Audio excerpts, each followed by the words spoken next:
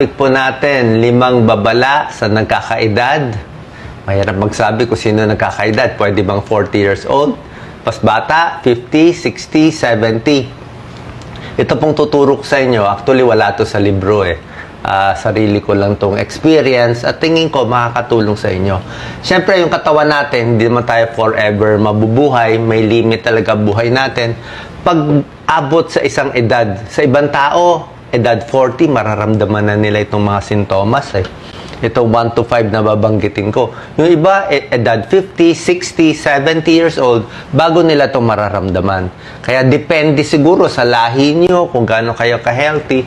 Pero one day, aabot tayo dito. Ang point ko lang, oras na maramdaman nyo na itong mga sakit na to, wag na tayo magulat. I-expect na natin.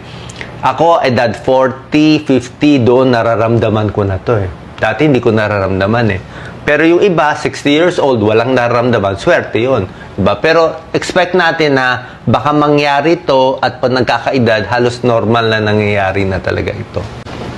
Number 1, may problema sa balance. Okay? Dati, kaya natin tumakbo, isang pa, pag bata tayo, di ba? Laro na laro, walang problema sa balance. Pero pag nagkakaedad, mas may hilo na kasi. Pag mas matanda, mas nahihilo, mas umiingay yung tenga, mas malabo ang mata. Edad 40 years old, di ka na makabasa ng malapit. Pag ganyan, di ba, kahit ako, kailangan, taas na ng grado ko, 200 na nga eh. So, ang point is, lalo na kung walang salamin, hindi mo na talaga mababasa to. So, mas malabo ang mata mo. Mas may problema pa sa tenga, plus yung balance mo. Pag pinikit mo ang mata mo ngayon, parang mas, mas groggy na. So, pag may balance issues, iwas aksidente. Sa pagbangon, delikado. Sa pagligo, sa paglakad. Kung aakyat ka pa ba ng mga hagdanan na matataas, di ba? Ingat po tayo. Number 2, mas masakit ang katawan. Dati hindi masakit ang katawan, di ba? Kahit mag-jogging ka, tumakbo ka ng malayo, baliwala, itulog mo lang. Ngayon, konting galaw, masakit na ang katawan, baka arthritis, osteoporosis. Pagdating sa exercise, ang pinapayo ko nga, medyo moderate na lang. Huwag na yung sobra-sobra, kasi baka hindi na kayanin ng katawan. Depende lang po to. Kung kaya nyo, sige, walang problema. Meron dyan, nagsasabi, 50, 60 ako, kayang-kaya ko, Dok, takbuhin. Pwede naman, siguro kailangan kompleto check-up mo. Pero para sa akin, mas safe na konting hinay-hinay. Kasi lahat ng tao naman may limit eh. Number 3, mata at tenga. Mata mas lumalabo, tenga mas humihina. Ayan, kasali yan. Number 4, mas hingal na ngayon. Dati, kaya mo talaga maglakad ng malayo, kahit masyado mainit, kaya mo. Ngayon, konting init, parang mas hingal na. Mas mahina na yung katawan. Mas nagkaka-high blood, mas nagkakaroon ng diabetes, mas tumatanda, mas nagkakaroon nito. Number 5, yung baga, parang minsan mas may plema. Mas madali tamaan ng trangkaso, pulmonya. Ang tiyan, mas makulo, mas masakit. Dati, kaya mo kumain napakabilis. Ngayon, parang iba na siya. Ang puso, baka mas mahina. Yung iba kasi sasabihin, kaya ko lahat yan. Pero magugulat kayo, may tao na edad 50, biglang na heart attack eh. Walang naramdaman. Bakit biglang na heart attack? Ibig sabihin, di na pala niya kaya. Yung ginagawa niya sa edad 50, 60, yung ginagawa niya sa edad 20, hindi na nga po pwede. Dati, kayang-kaya natin magpuyat, 2 araw, walang tulog, di ba? Magbuhat na mabigat, mag-squat, di ba? Kahit mag-push up, kayang-kaya natin lahat eh. Pero pag nagkakaedad, mas hindi na kaya eh.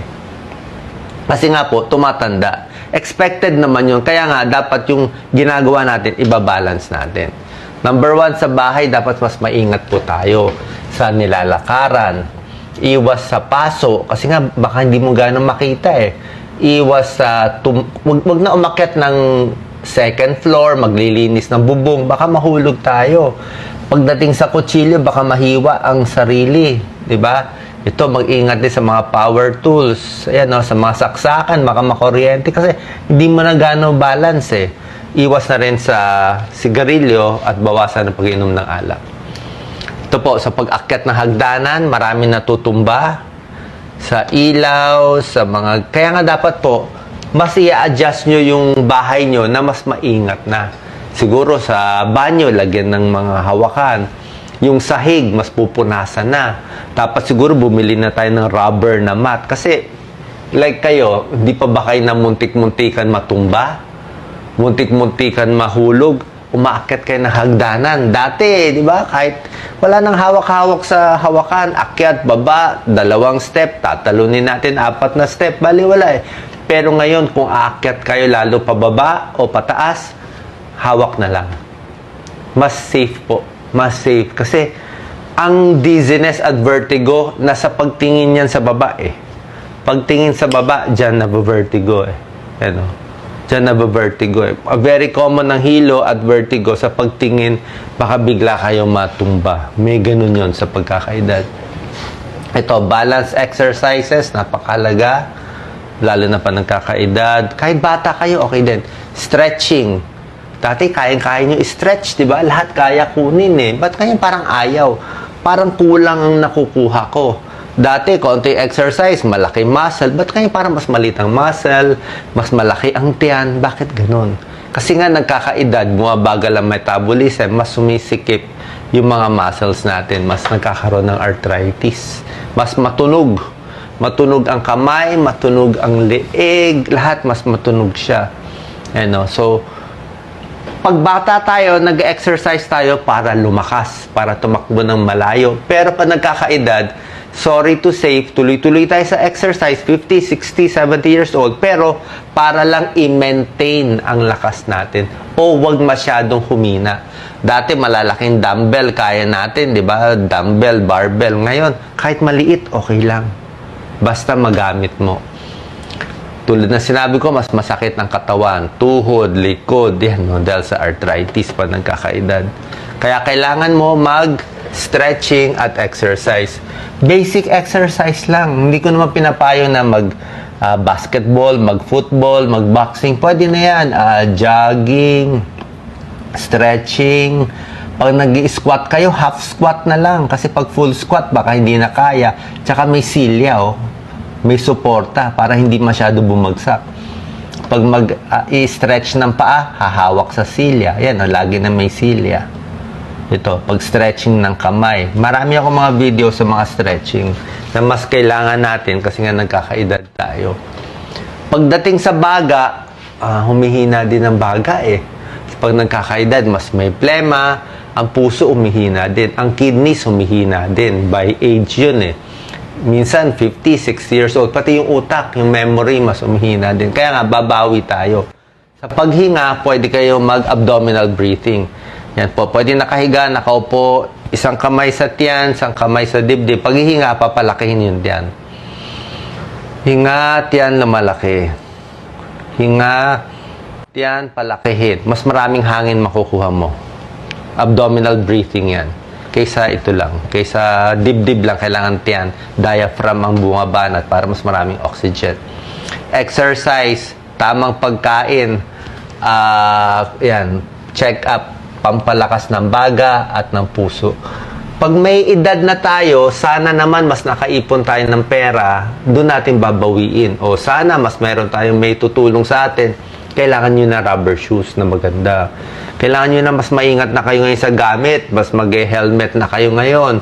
Kasi nga doon nyo na babawiin eh, mas masustansyang pagkain na kakainin. Kasi nga mas matanda na, mas maraming vitamins at supplements na naiinumin din. Kasi nga mas may edad na.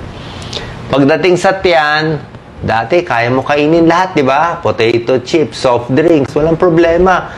Pero kung 50, 60 na, hindi nakakayanin yun.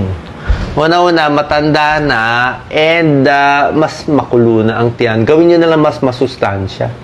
Di ba? Para hindi magka-GERD, hindi magka-gastritis, hindi mag-constipation. Marami tayong mga problema. Irritable bowel, ito pa, diverticulosis. Minsan, pag kulang sa fiber, kulang sa gulay, ito nagiging sakit. Kumain na mas mabagal. Okay? Mas masustansya na. Damihan ang pag-inom ng tubig. Mas magpapa-check up, huwag magpapataba. Dati, kayang-kaya natin magpuyat, di ba? 2 araw, walang tulog, night shift, walang problema. Pero ngayon, mas di na kaya eh. Di ba? So, hindi ko sinasabi na Lahat aabot dito pag matanda na, pero depende kung kailan mag-uumpisa sa inyo eh. Merong 40, 50, 60, pero ngayon mga kabataan, marami 20, 30 years old, sakit na ng liig. Stress na dahil nga sa gadgets, lalo nagbabago yung forma nila. Yung mata mas lumalabo ng mas maaga. So, mas may edad, more check-up, blood test, blood sugar, blood pressure, mas masustansya pagkain. Mas maraming vitamins ang kailangan. Sabi dito, it does not matter how slowly you go, so long as you do not stop. Ibig sabihin, pag mas may edad, wala naman sa speed eh. Pwede naman mas mabagal eh. Bagalan nyo na lang para mas sure, pero mas magagawa mo naman. Pag mas may edad, mas kalmado ka, mas matiisin, dapat mas may budget konti, at mas wise ka na dapat ngayon. Alam mo na kasi nangyari. Hindi na tayo ganun ka nadidepress dapat pag may edad. So, yun lang po. Sana nakatulong to kasi marami ako nakikita na aksidente ng maaga. Na heart attack na maaga. Kasi isip nila, bata pa sila, go ng go, travel ng travel, puyat, inom, tapos biglang bibigay na lang yung katawan eh. So, i-preserve natin yung katawan natin. Pag edad 40, 50, 60, konting pagbabago sa lifestyle para ma-extend natin yung paggamit ng katawan at buhay natin. God bless po.